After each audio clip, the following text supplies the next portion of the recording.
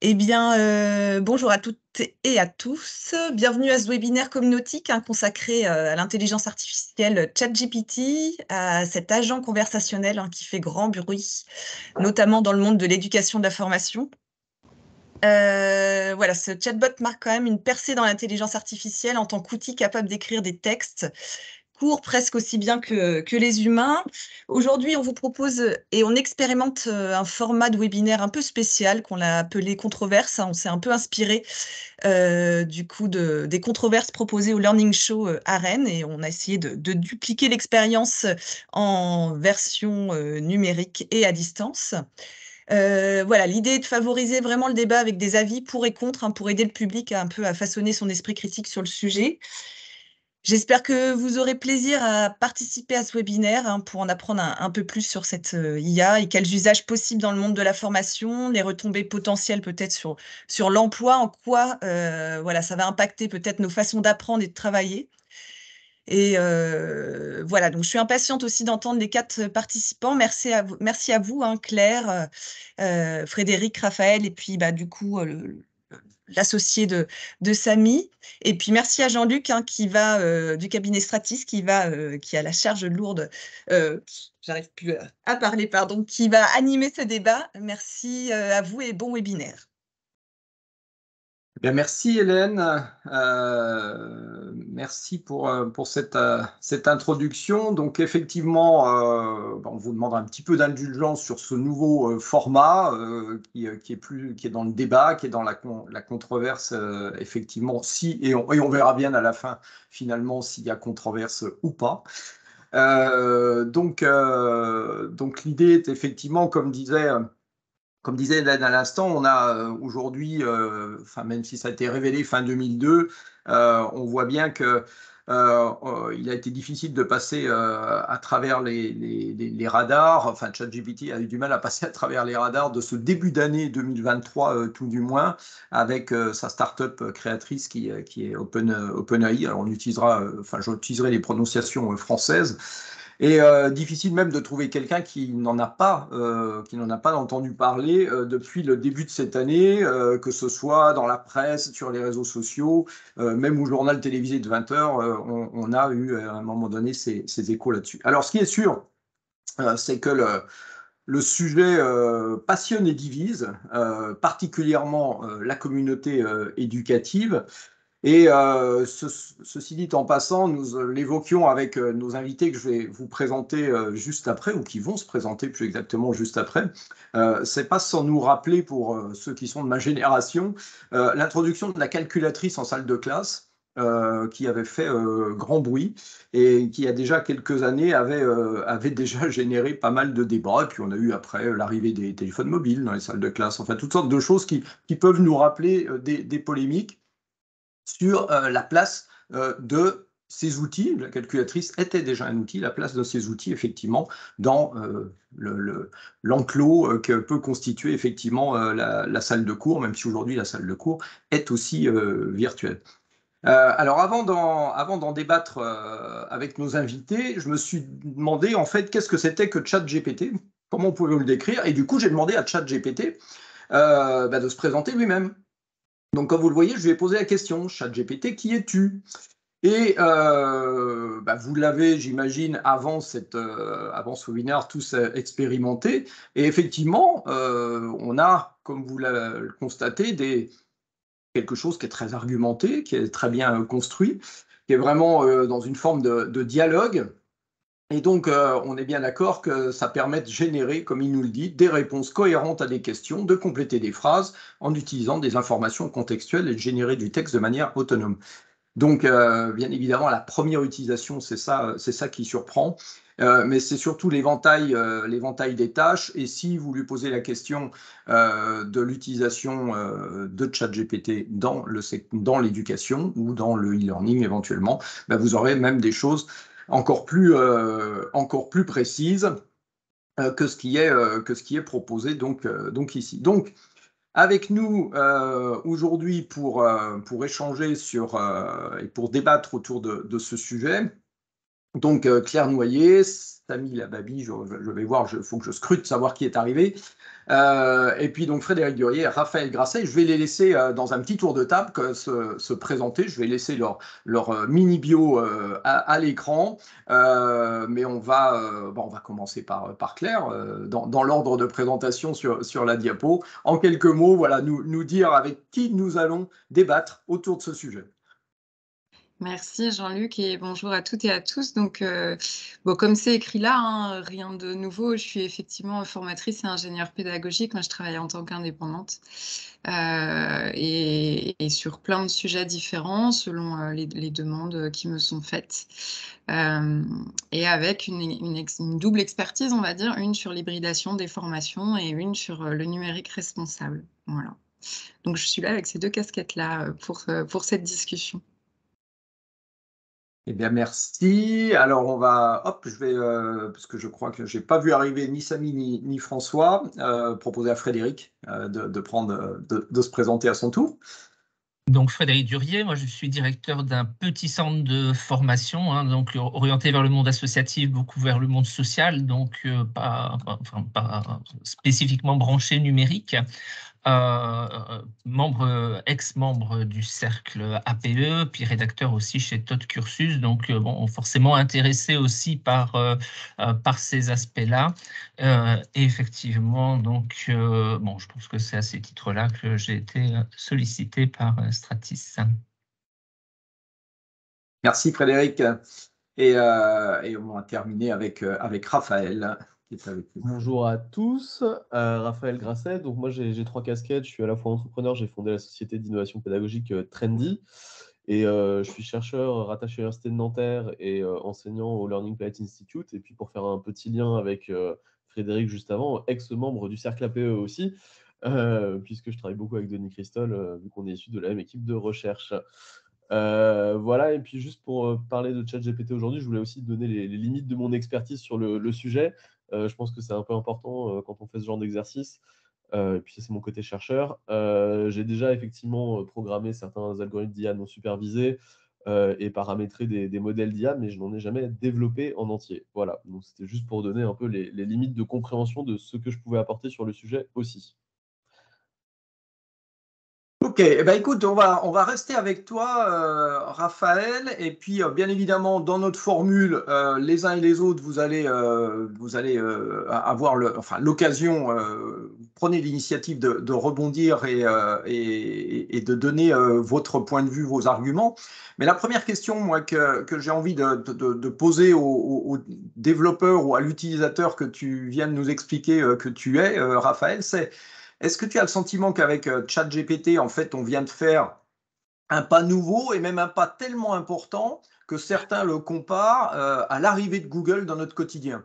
Est-ce que c'est une révolution technologique qui est aussi marquante que ça? Est-ce que ça serait la révolution technologique la plus marquante des 20 dernières années? Alors la révolution, elle a eu lieu il y a 4 ans.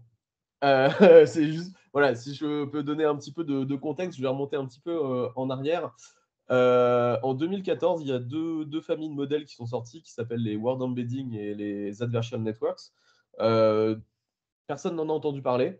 Mais par contre, en 2014, ça a fait exploser la capacité, par exemple, de Google dans ses modèles de traduction. Donc, on a travaillé sur des vecteurs de mots plutôt que des valeurs scalaires. Et en 2018, donc ça, c'était déjà une première avancée énorme, en fait, puisque la courbe de l'innovation, en fait, c'est une courbe en S, c'est-à-dire que pendant longtemps, il ne se passe rien, puis d'un seul coup, il y a un changement de paradigme, et ensuite, de nouveau, il ne se passe rien avant que de nouveau, il y ait un changement de paradigme. Et donc, juste pour vous remettre un petit peu de contexte, 2014, il y a ces premiers modèles qui commencent à devenir assez puissants. En 2018, il y a l'architecture des transformers qui sort. Donc, c'est un modèle d'un réseau neuronal qui a la particularité de pouvoir prêter attention, de garder en mémoire des éléments. Et en 2022, il y a ChatGPT, qui est lui-même basé sur l'architecture des transformers. Donc, on voit déjà qu'il y a un peu un changement de paradigme tous les 4 ans. Voilà, ça c'est assez intéressant de voir que ça prend ce temps-là pour développer des systèmes. Et la chose qui est différencie en fait en 2022 pour moi ChatGPT des autres qui se sont passés, c'est l'intérêt du public. C'est-à-dire que je pense que personne d'entre vous n'avait entendu parler des réseaux adversifs ou des transformers ou des Word2Vec avant.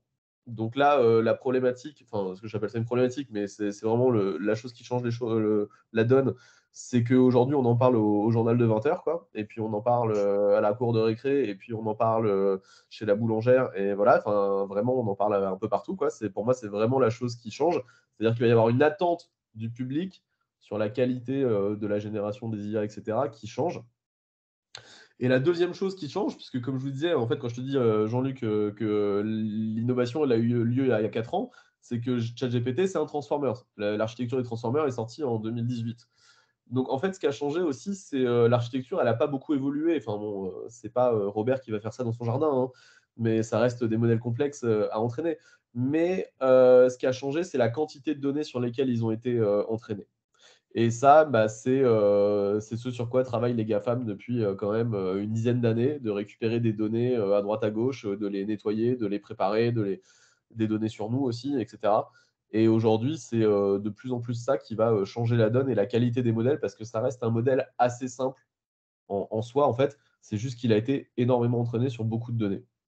Donc voilà, pour moi, les deux choses, c'est la vision du public et la quantité de données sur laquelle ça a été entraîné. Sachant que pour le futur, donc si on suit la trend tous les 4 ans, la prochaine révolution devrait avoir lieu en 2026, mais je pense que ce sera avant, parce que c'est des modèles qui peuvent justement aussi générer des données sur lesquelles ils peuvent s'auto-entraîner.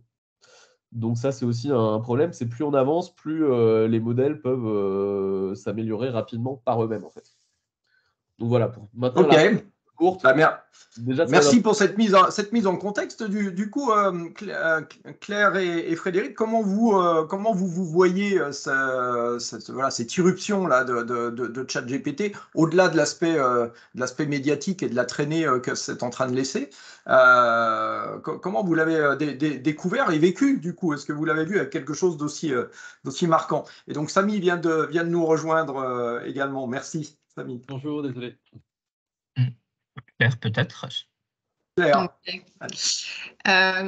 Moi, je dois avouer que pour l'instant, je m'amuse beaucoup à regarder ce qui se passe pour une raison assez massive dans mon esprit, c'est qu'à chaque fois qu'il se passe quelque chose de nouveau, on voit réagir la communauté du monde de la formation en mode « Ah là là, mais que va-t-on devenir ?»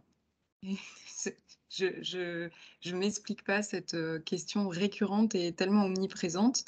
On va devenir ce qu'on voudra bien devenir, en fait. Ça reste un outil, on peut en faire ce qu'on veut, comme plein d'autres outils de formation. On peut aussi choisir de ne pas s'en servir. Et pour l'instant, c'est plutôt la position que je tiens au regard des arguments que je pourrais développer, si vous le souhaitez, en termes de numérique responsable. Pour l'instant, moi, j'en suis là, de mes réflexions. Ok. Alors, oui, peut-être pour moi, quand même, la comparaison avec Google, elle est intéressante, mais quand Google arrive, il y a Alta Vista, il y a déjà des choses qu'on appelle des annuaires, des moteurs de recherche, des métamoteurs, et donc c'est beaucoup moins rapide que ce qui peut, enfin, il me semble, que GPT qui arrive comme ça, spontanément, très rapidement, et assez brutalement. Deuxième chose, c'est que ça arrive sur l'espace public.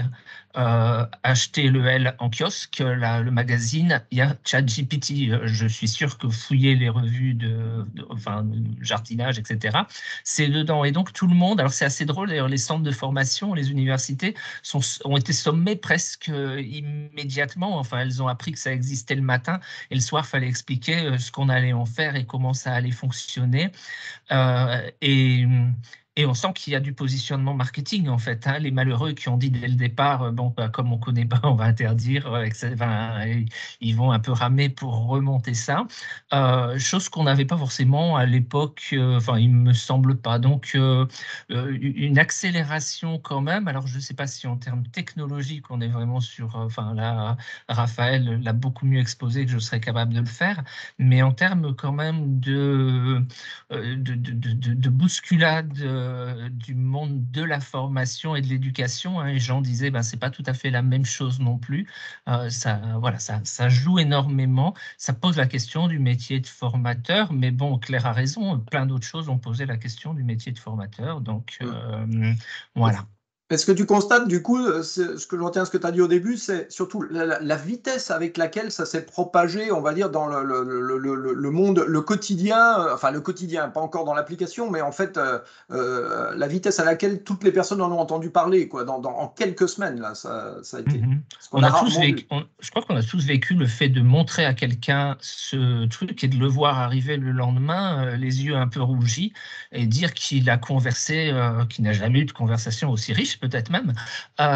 Et donc, oui, il y a un effet, encore une fois, enfin, qui était beaucoup plus progressif avec des moteurs de recherche ou des calculatrices. Hein. Quand la calculatrice arrive, personne ne revient le lendemain en disant « Purée, j'ai fait 4 heures de calcul hier, c'est dingue ». Et pareil, quand Excel arrive et remplace d'ailleurs d'autres dispositifs, personne ne revient en disant ah, « c'est complètement dingue, tu peux faire des tris sélectifs, j'arrête pas d'en faire ». Voilà. Donc, Ouais, ok, ça, ouais, bien compris. Du coup, et je vais du coup l'occasion de me tourner vers Samy et lui donner l'occasion de se présenter parce que j'ai une question que je vais lui poser à lui, bien évidemment, au début et ensuite à vous tous. C'est en quoi, en fait, finalement, en quoi l'esprit humain va-t-il garder une avance par rapport à ce que l'on est en train de voir? Et s'il garde une avance, ça va être sur quoi? Ou alors, comme Frédéric l'évoquait à l'instant, est-ce que pour garder une avance, il faut l'interdire ou développer des contre-feux comme par exemple Stanford et d'autres qui ont développé des outils pour identifier ce qui a été fait avec ChatGPT et pouvoir finalement contrer l'usage de ChatGPT. Alors je te pose la question, Samy, et je te propose de te présenter puisque tu nous as rejoint en cours de route. Désolé, j'ai eu quelques problèmes avec Teams. Donc, je suis Samy Lebabi, cofondateur de Professeur Bob.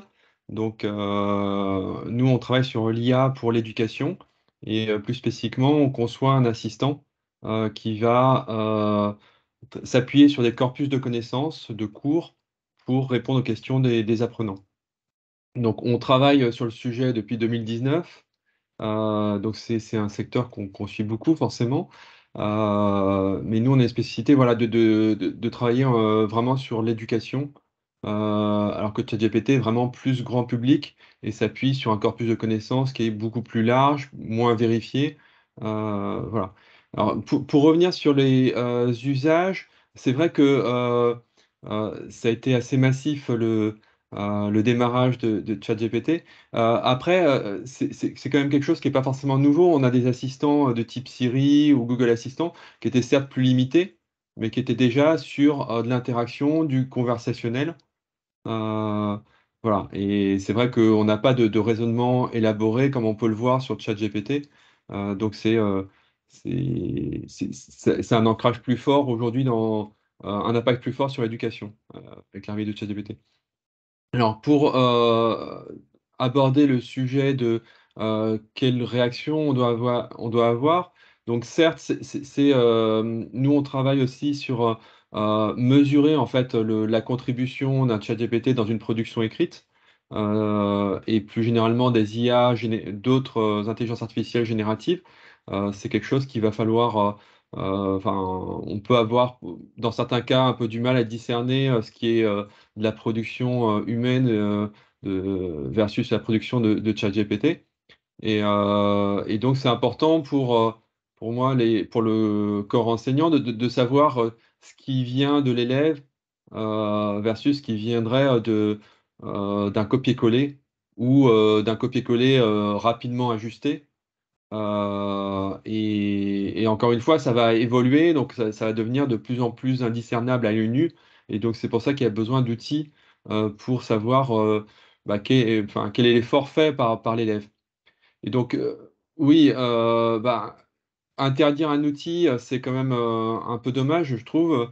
Effectivement, on n'a pas interdit Google, on n'a pas interdit Wikipédia. On était assez suspicieux de ces outils quand ils sont arrivés. C'est vrai va falloir adopter ces outils, les maîtriser aussi. C'est surtout ça le maître mot et qui est le plus complexe.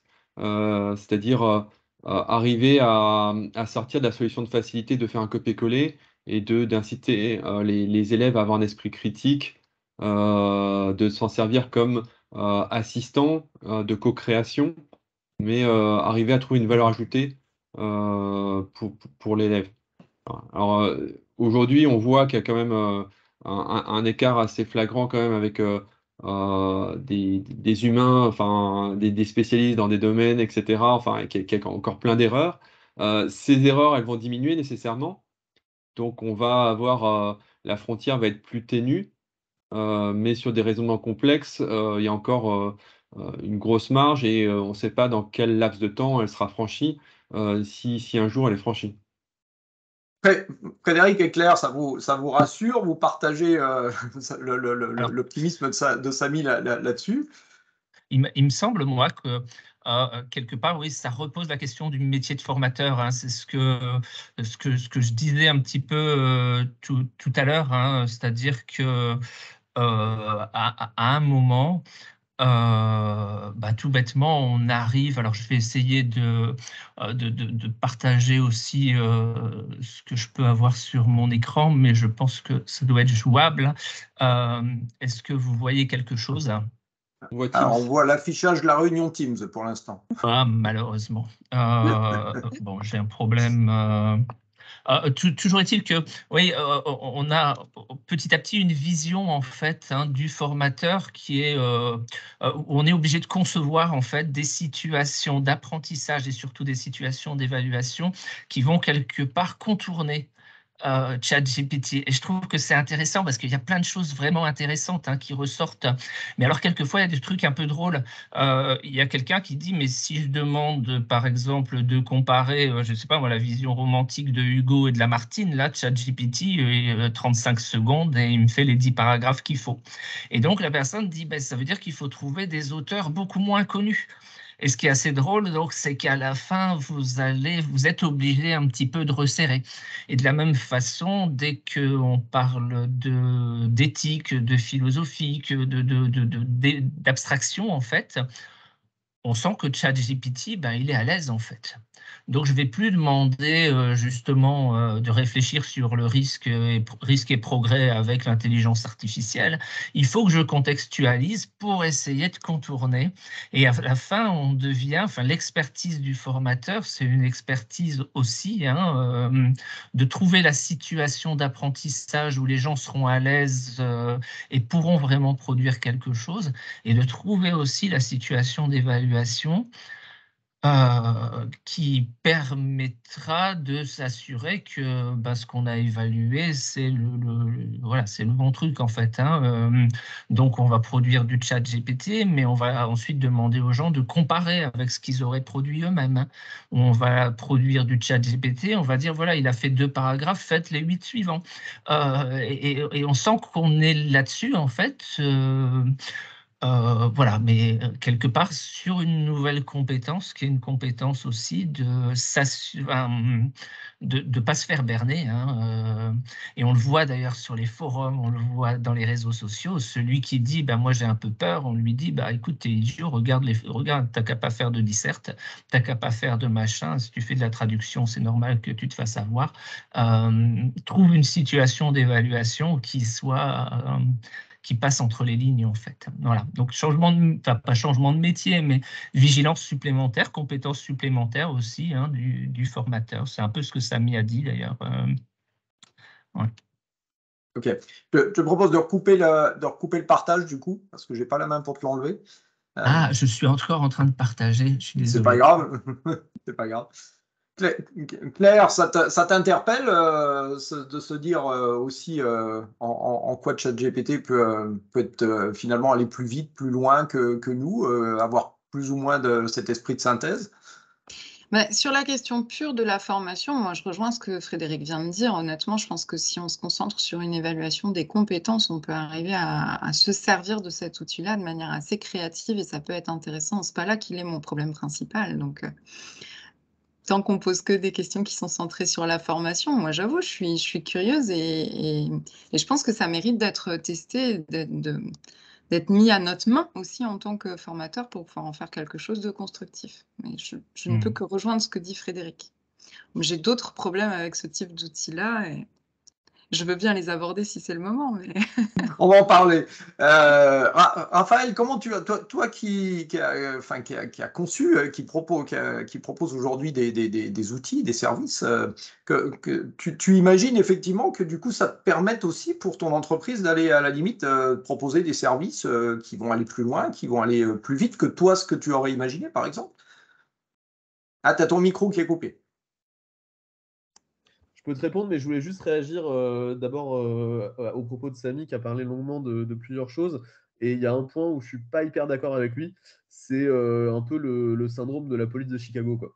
C'est-à-dire que d'un côté, on va avoir un modèle qui va faire quelque chose de très bien. De l'autre côté, on va avoir un modèle qui va détecter le modèle qui fait quelque chose de très bien. Le modèle va s'améliorer en face. C'est un peu les policiers qui prennent des pistolets, les bandits qui prennent des mitraillettes, les policiers qui prennent des bazookas. Et donc, en fait, faire de la détection, de la contre-détection de modèles qui n'arrêtent pas de s'améliorer, je ne suis pas sûr que ce soit possible de gagner ce combat. Et est-ce qu'il est vraiment intéressant, en fait? Voilà, ça, c'est juste mon point de vue sur la question. Par contre, effectivement, OpenAI, en termes de stratégie commerciale, ils peuvent très bien, effectivement, poser le problème à tout le monde et ensuite vendre la solution de détecter leur propre modèle. Sauf qu'en fait, il n'y a pas que OpenAI qui fait des IA génératives, il y en a plein d'autres. Donc, en fait, c'est un peu le problème. C'est pour ça que, de toute façon, il y a plein d'autres IA qui vont permettre de faire ça et ça va être difficile de tout détecter, quoi. Donc, j'irais plutôt, effectivement, du côté de Frédéric, de dire de revoir l'ingénierie de formation et d'évaluation, tout en faisant, comme Jean le disait au début, la différenciation entre formation et initiale et continue. Ce matin, j'étais au ministère et d'ailleurs, je vous annonce qu'ils passent l'après-midi au ministère de l'Éducation et je vous annonce qu'ils passent comme nous l'après-midi à parler de ChatGPT entre eux. Mais la position du ministère est très claire, c'est pas d'outils de GAFAM. Voilà. Donc, ils savent pertinemment qu'ils sont en train de préparer un avenir pour les élèves complètement à double vitesse entre ce qu'il y a chez eux et ce qu'il y a à l'école. Et ils savent que les élèves vont faire le grand écart entre les deux, mais ils n'ont pas de solution aujourd'hui pour jouer là-dessus. Donc ça, c'était un peu la partie que je voulais Ouais, faire par rapport à ça. Oui, le loutre. Et pour la formation, effectivement, je pense que c'est une belle, c'est une belle opportunité de revoir nos modèles pédagogiques qui sont souvent tirés vers le bas par des prix imposés par la région ou autre pour les OF qui n'ont pas forcément la possibilité de faire non plus de l'innovation pédagogique au-delà de ce qui leur est imposé. Donc ça, il y a d'autres problèmes légaux aussi en France qui portent un peu atteinte à ça. Et pour répondre à ta question, oui, en tant que startup EdTech ou entreprise EdTech, on pourrait utiliser ce genre de modèle et payer des services d'OpenAI pour les utiliser dans nos modèles, mais ce n'est pas du tout rentable à long terme et ce n'est pas intéressant puisque de toute façon, en fait, on ne ferait que donner des données supplémentaires à ces acteurs. Et donc, soit on a effectivement les possibilités financières, temporelles et intellectuelles de développer ça en interne, soit on se met à la botte de ces acteurs-là et on sait que d'ici quelques années, on aura disparu, quoi. Voilà. Ok, je vous invite à jeter un œil les uns les autres sur le chat aussi parce qu'on a Ouais. plein de. Alors, si j'ai bien compris, Florent a fait générer par Midjourney le portrait, mais donc le portrait dessiné de ChatGPT, si j'ai bien compris. Effectivement, le commentaire. C'est intéressant puisque on se posera la question tout à l'heure effectivement de l'impact sur au-delà de l'éducation, mais aussi dans l'éducation, l'impact sur les métiers. Et on sait que notamment il y a effectivement ces outils, l'outil d'OpenAI ou d'autres qui effectivement permettent de créer des images et que ça, depuis déjà quelques temps, ça interroge les graphistes en l'occurrence ou les photographes, les artistes dans tous les cas. Avant de parler du... Oui, peut-être une réaction. Oui, vas-y. Ils se sont fait virer de forum parce que leur art ressemblait trop à de l'art généré par des IA quand même. Donc, ils se sont fait virer par d'autres artistes. Donc, Oui. des questions aussi à ce niveau-là, quoi. Oui, des questions vraiment de droit d'auteur. Ouais. On pourra s'interroger sur la question des droits d'auteur, donc pas forcément de ce qui est produit par ChatGPT, mais aussi surtout à partir des corpus sur lesquels on travaille. Mais du coup, en parlant de corpus, parce que c'était évoqué dans le chat tout à l'heure, est-ce qu'aujourd'hui les corpus sur lesquels s'appuie ChatGPT sont effectivement essentiellement ou en grande majorité anglo-saxons, et ce qui du coup peut orienter les réponses qui sont proposées. Et est-ce que ça ne veut pas dire qu'il faut une espèce de réflexion. Tu parlais justement j'imagine qu'au ministère, on doit aborder la question, un peu de souveraineté, si ce n'est nationale, tout du moins européenne, pour être un contrepoids en termes de culture sur ce que l'on peut proposer sur ces corpus. Qu'est-ce que vous en pensez? Oui, souveraineté. Enfin, pour moi, oui, c'est une question. Alors, je suis allé voir. C'est assez drôle d'ailleurs parce que quand tu as envoyé ton message, Jean-Luc, pour annoncer, il y a quelqu'un qui a dit de toute façon, les gens sont là contre ça, comme ils étaient contre Wikipédia il y a 15 ans. Et cette réponse-là, je me suis dit, mais voyons ce que Wikipédia raconte sur ChatGPT. Et puis, forcément, ils ont déjà ouvert une case controverse. Mais surtout, ils nous disent c'est OpenAI qui est derrière. Forcément, qui sont les actionnaires et qui sont les créateurs d'OpenAI, qui est l'actionnaire central et le créateur d'OpenAI. Je vous laisse répondre dans le chat si vous le savez. Est-ce que c'est un humaniste? Réponse A. Est-ce que c'est quelqu'un dont on peut douter de l'amour de la vérité? Réponse B. Et visiblement, c'est la réponse A qui l'emporte. Et je comprends en fait qu'à un moment donné, oui, ça peut être à un moment donné une vraie question en fait. De la même façon que le ministère passe la moitié de son temps à dire on va lutter contre les fake news dans les écoles, ils peuvent s'interroger. Et je pense que c'est conservatoire aussi dans une certaine mesure. Je pense aussi, alors sur une autre, enfin sur la même approche, et là je ne sais pas si vous voyez si je partage ça.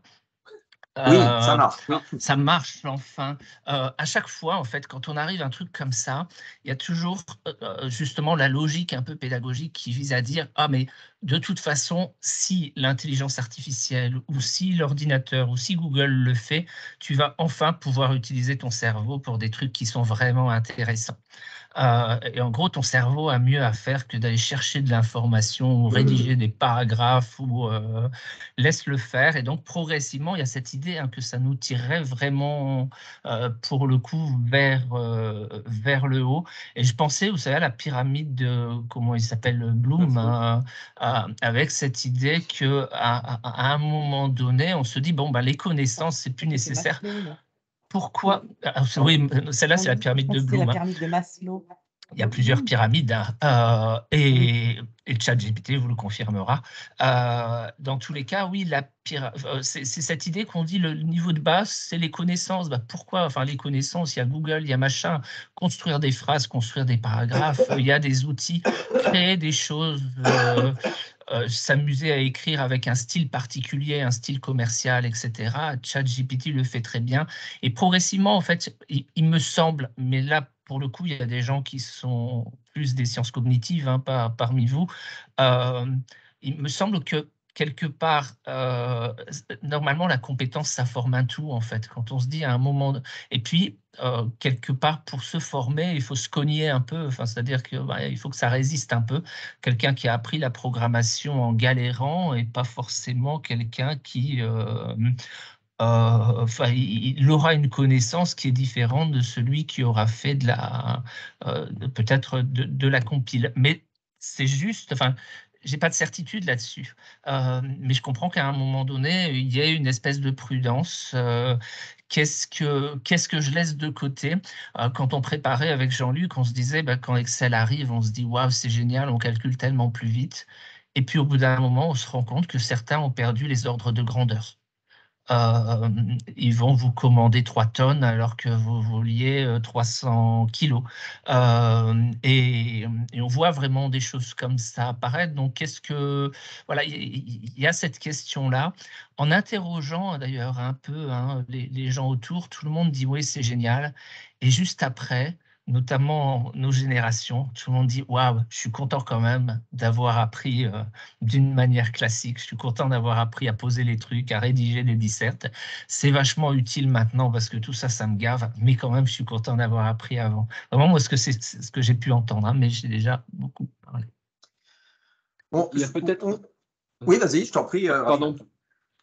Pour compléter, il y a peut-être aussi un point intéressant qui est qui se retrouve un peu moins dans l'éducation, mais qui est se poser la question, c'est déjà résoudre la moitié du problème.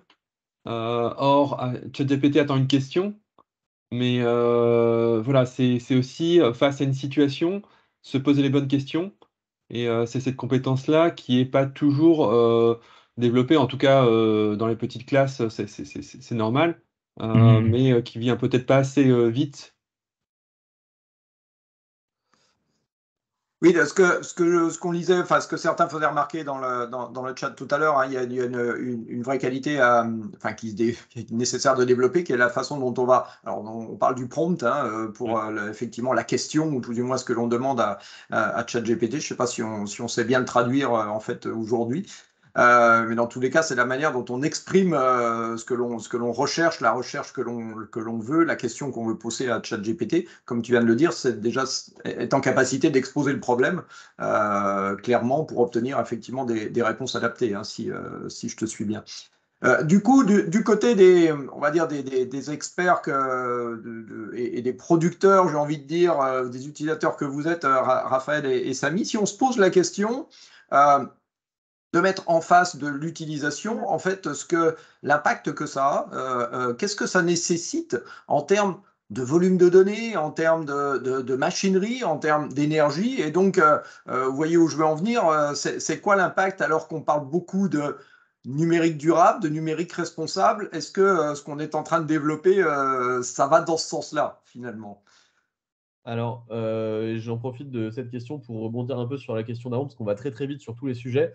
Oui. Par rapport à la souveraineté numérique, il y a quelque chose qui est sorti, il y a un modèle qui est sorti en mai 2022 et dont personne n'a parlé aussi fortement que tu as, qui s'appelle Bloom, qui est un modèle open source sur 59 langues et qui possède aussi 176 milliards de paramètres, donc à peu près équivalent de ChatGPT, et qui a été entraîné en France sur le supercomputer Jean Zay. Donc voilà, on sait aussi faire ça en France, juste pour le dire. Et par contre, là, c'est en open source et ça a été créé de manière mondiale et ouverte avec des chercheurs. Donc il y a aussi les équivalents qui existent. Juste pour souligner, là, on parle de ChatGPT qui est lié à OpenAI et qui peut poser même si Musk n'est plus propriétaire, enfin n'est plus au bord d'OpenAI, juste pour le préciser parce que c'était écrit en commentaire et c'est pas le cas.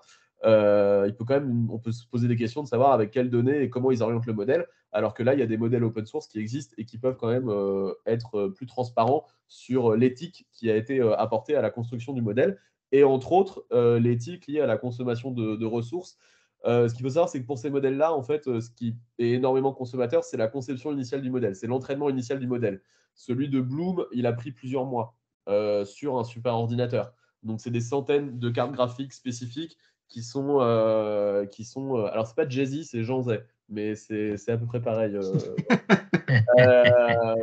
Donc, en fait, ce qui demande énormément d'énergie, c'est l'entraînement initial du modèle qu'on peut ensuite fine-tuner, donc c'est-à-dire préciser le modèle par rapport à un corpus spécifique. Ça demande beaucoup moins d'énergie et ça, c'est entre autres grâce à l'architecture des transformers. Et ensuite, par contre, l'utilisation est quasiment minimale en fait. Alors, ça dépend. Les modèles, on peut les utiliser à différents niveaux de précision. C'est-à-dire qu'on peut utiliser, par exemple, je sais que le modèle Bloom, alors pour OpenAI, ChatGPT, je ne sais pas, mais le modèle Bloom, on peut l'utiliser avec 176 milliards de paramètres, 7 milliards, 3 milliards, 1 milliard ou 560 millions. Donc ça fait que la taille du modèle est réduite en fonction du niveau de précision dont on a besoin par rapport à la tâche à effectuer, et donc aussi que l'utilisation des ressources est limitée. Et aujourd'hui, en open source, on trouve des packages qui permettent aussi de calculer l'impact carbone qu'on a d'utiliser les modèles et surtout en fait de les entraîner, quoi. Voilà, encore une fois un peu de contexte.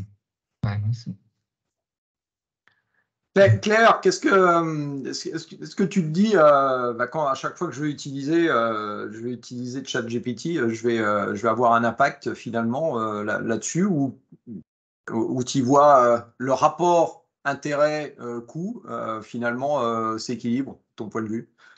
Les deux. D'abord, merci Raphaël pour ces explications qui sont hyper éclairantes et hyper importantes en fait pour nous tous autant qu'on est.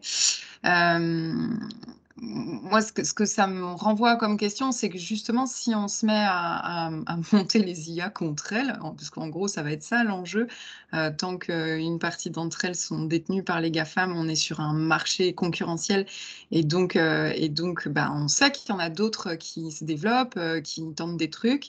Donc, ça veut dire que toutes ces IA, elles sont entraînées. Si c'est ça qui est le plus énergivore, c'est pile poil là où on est maintenant qu'on a un sérieux problème, puisque vous n'êtes pas sans savoir que le numérique aussi a ses enjeux de sobriété aujourd'hui, assez urgents d'ailleurs, assez urgents les enjeux, et que du coup, c'est peut-être justement pile poil maintenant qu'il faudrait se dire: «Ah mais en fait on n'y va pas et peut-être qu'on pourrait s'en passer de cet outil aussi merveilleux, semble-t-il être».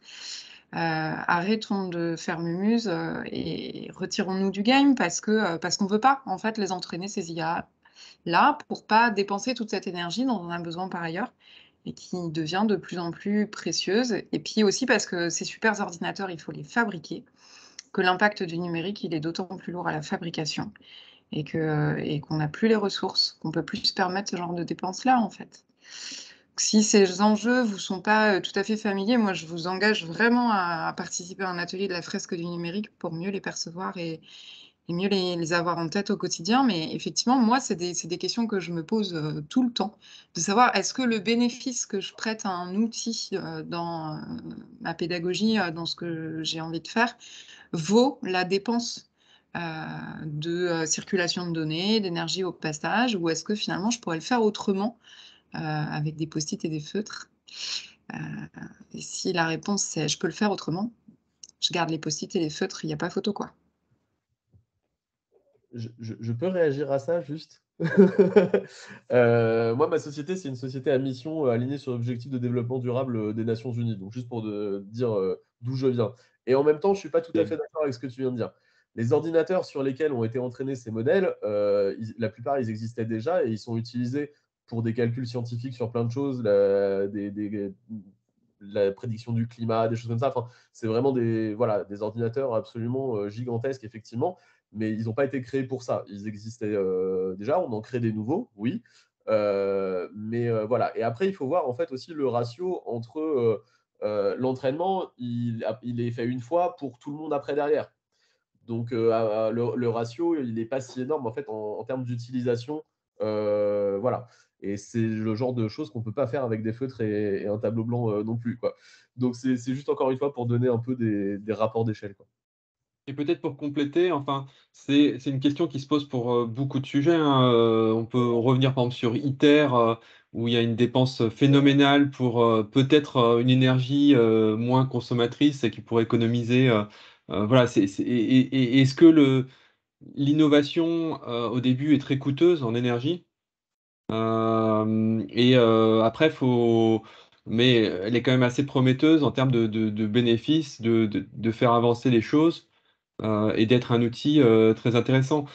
Excel pour le concevoir, je pense que, il y a eu beaucoup d'investissements au début, de tâtonnements, de voilà, de consommation et c'est dommage de parfois de se brider, là-dessus. Après je sais que enfin j'ai pas de position, tranchée là-dessus et c'est vrai que ça a un impact fort mais après si l'usage est très intéressant, voilà, Il y a un écart tout de même entre un usage très intéressant et crucial. Enfin, là, il me semble pas que l'IA et je reste bien dans le secteur éducation, formation, il me semble pas que l'IA apporte un usage crucial, par rapport à, l'état de l'humanité, son développement, son bien-être, les enjeux sociaux auxquels on fait face.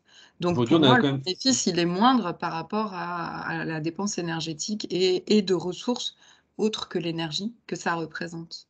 Aujourd'hui, on a quand même des enjeux dans l'éducation, d'efficacité de l'éducation et c'est des choses qu'on essaye de, résoudre, pas uniquement par le numérique, bien sûr, c'est pas la solution à tous les problèmes, mais je pense que le numérique peut y contribuer. Voilà, c'est ce qu'on essaye de faire et Dans le même temps, dans le monde de l'éducation et de la formation aujourd'hui, il y a plein de gens qui, tentent de courir après les écarts que le numérique crée entre les populations. et qui ne sont pas des écarts générationnels, mais qui sont bien des écarts d'usage. Quand on parle de fracture numérique, il faut aussi le mettre au pluriel et considérer les écarts d'usage à l'intérieur même des générations. Mettre encore plus de numérique pour tenter de résoudre des problèmes d'éducation, c'est créer aussi plus potentiellement de fractures numériques entre des populations différentes.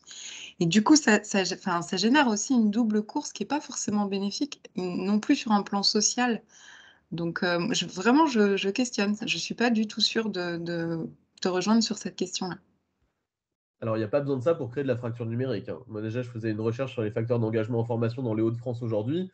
La fracture numérique, elle existe déjà sans même ChatGPT ou autre, hein. On est Déjà, bien d'accord, on est bien voilà. d'accord. Mais du coup, on n'est peut-être pas obligé d'en rajouter non plus, en fait.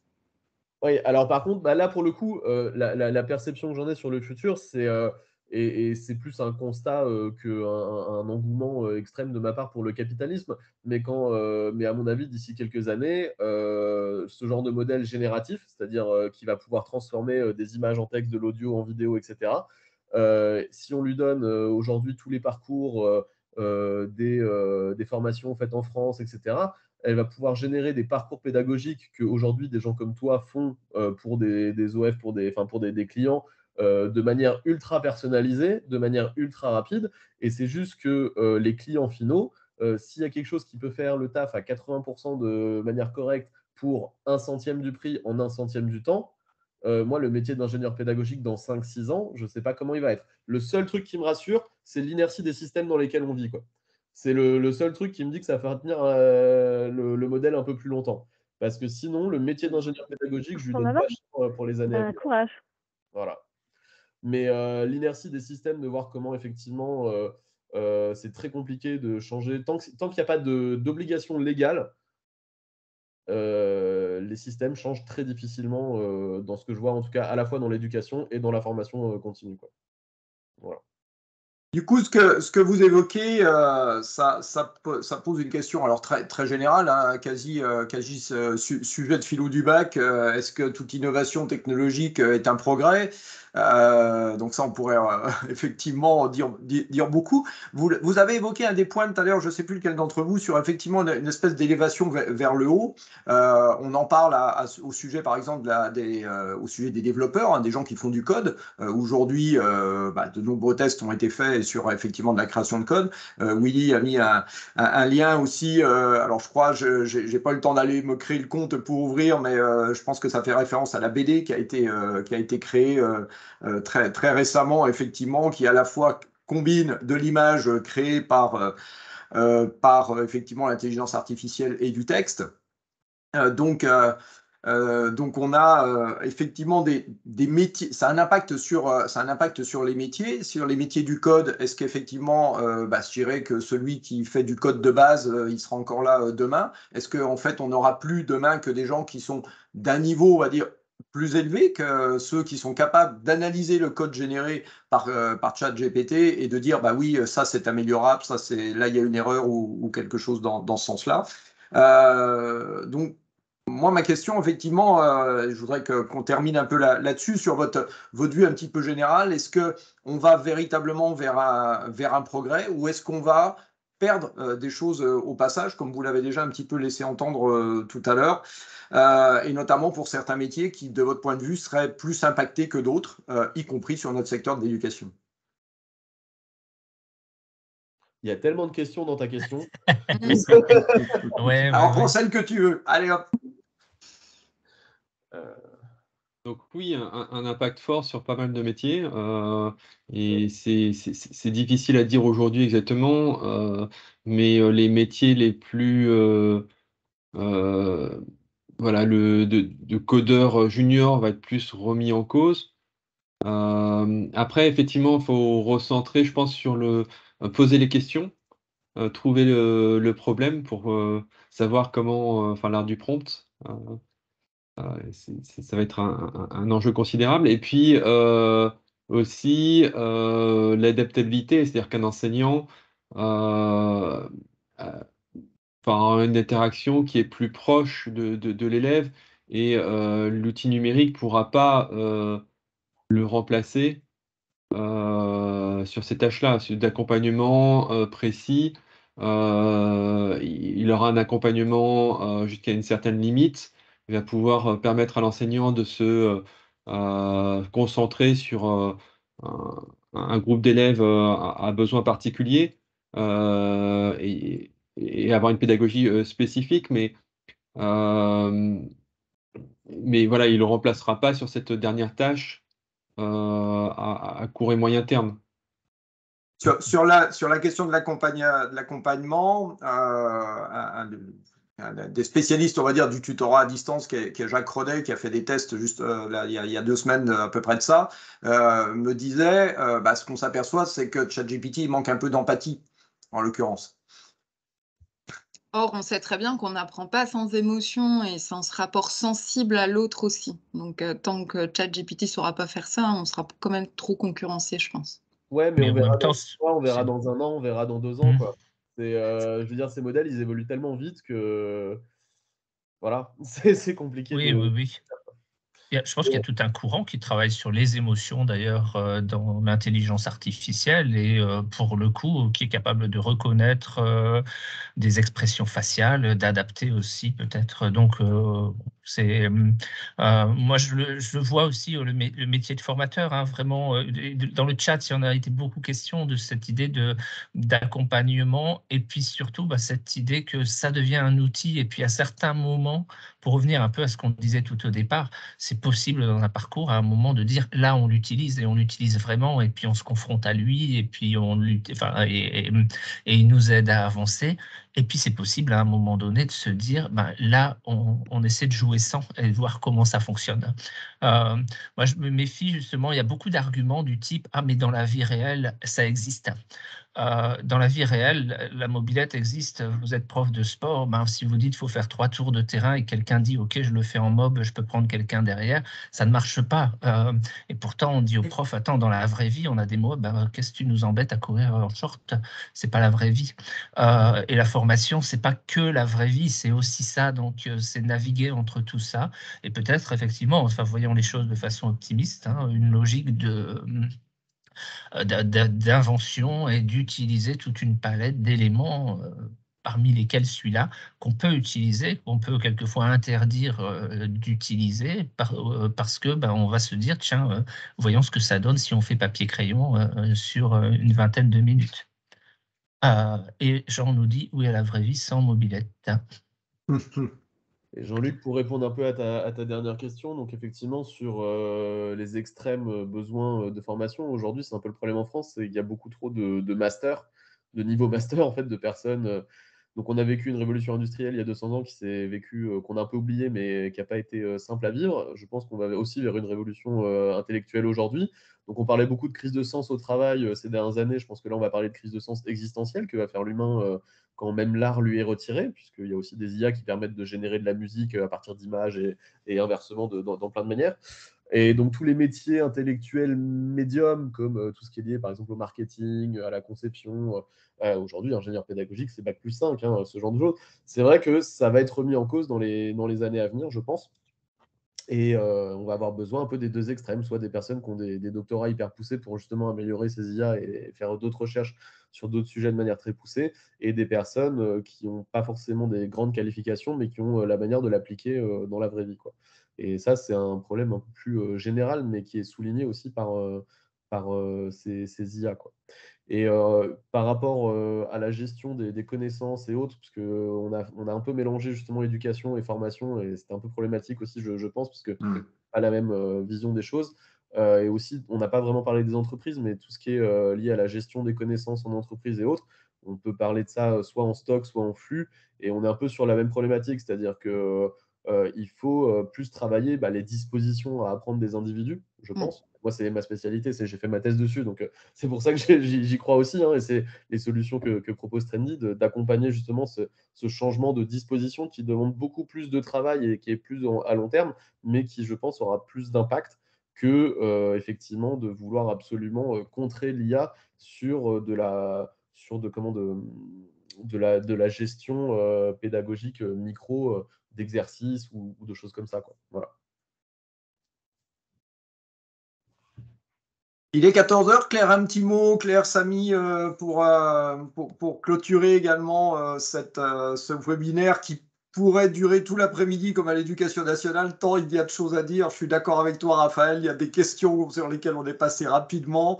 Mais je pense que ça, j'ai presque envie de dire rendez-vous dans quelques semaines ou dans quelques mois à la vitesse à laquelle ça va pour qu'on puisse avoir presque une autre vision à ce moment-là. Claire, un petit mot, ton point de vue par rapport toi aussi à cette rapidité et à l'impact que ça peut avoir, les craintes que ça peut éventuellement susciter. Je dis pas forcément chez toi, mais aussi, on le voit hein, dans les personnes qui nous entourent.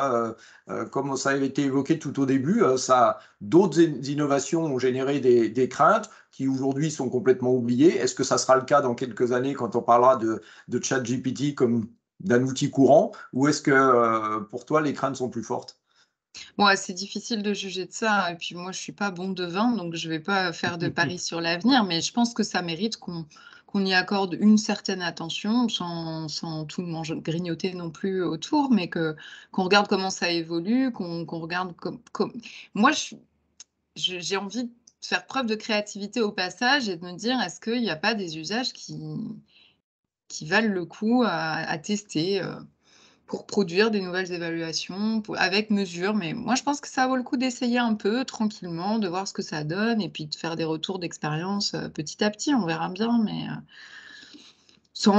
l'idée, c'est pas non plus de tout passer là-dedans, de On peut peut-être rester mesuré et voir ce que ça donne. On peut peut-être s'inspirer, vous connaissez à peu près tous le modèle SAMR, hein, qui est de dire le niveau le plus, celui qui est au-dessus, le R, c'est notamment d'imaginer des choses qui aujourd'hui n'existent pas grâce à une technologie qui apparaît. C'est peut-être ça demain, de ce dont on discutera. Qu'est-ce qu'on a réussi à inventer qu'on n'avait pas imaginé faire avant? Il faudra qu'on se retrouve effectivement pour en parler. Très bien. Eh bien, écoutez, merci à vous quatre surtout de vous être prêtés au jeu de cet échange, on va dire, voilà, de ce débat, de ce partage de points de vue, qui, je le lis dans le chat, a été riche. Ça, c'est le moins qu'on puisse dire. Alors, très riche dans le chat. J'ai jamais vu autant de discussions quand même dans d'autres chats de communauté, comme quoi non seulement le sujet intéresse, mais il y a des avis et pas simplement parmi nos 4 experts conviés aujourd'hui. Il y a vraiment cette volonté de discuter là autour. Je pense que ça nous donnera l'occasion de se revoir et de rééchanger, peut-être sous une forme présentielle, pourquoi pas. Hein, c'est pas mal aussi de temps en temps quand on débat en présentiel. Ça sera une autre occasion. Merci donc à vous toutes, à vous tous qui avez participé et qui nous avez écoutés. Et à nouveau, un grand, grand merci donc à Claire, à Frédéric, à Samy et à Raphaël d'avoir pris ce temps pour échanger avec nous autour de ce sujet tout chaud, on va dire. Et puis je vous donne rendez-vous très bientôt, normalement début mars, où on devrait parler des sujets qui ont été très présents lors du dernier salon Learning Technologies la semaine dernière, donc qui sont tout ce qui touche les apprentissages immersifs. On ne peut pas passer à côté aujourd'hui, effectivement, de ce sujet-là non plus, des apprentissages immersifs. Il y aura des choses qui vont vous être proposées dans les semaines et mois à venir en Normandie, je vais dire, autour de l'apprentissage, enfin de la découverte des apprentissages immersifs. Un atelier, je fais un peu de teasing en même temps, hein, il y a un atelier et j'ai Willy qui est là, auquel donc son entreprise, pour laquelle son entreprise participera peut-être lui-même s'il est disponible, on l'espère, donc le 28 février sur une journée atelier sur le micro-learning. À la fois pour découvrir des solutions et pour découvrir aussi, s'initier à la conception de dispositifs de formation qui mobilisent du micro-learning et s'initier, mais vraiment s'initier à la création d'une première capsule micro-learning. Voilà, le programme de nos semaines à venir. Merci beaucoup à toutes et à tous et puis à très bientôt donc pour un autre webinaire ou une autre animation de Communautique. Merci beaucoup. Merci, très bonne journée. Au revoir, très bonne journée. Au revoir. Au revoir.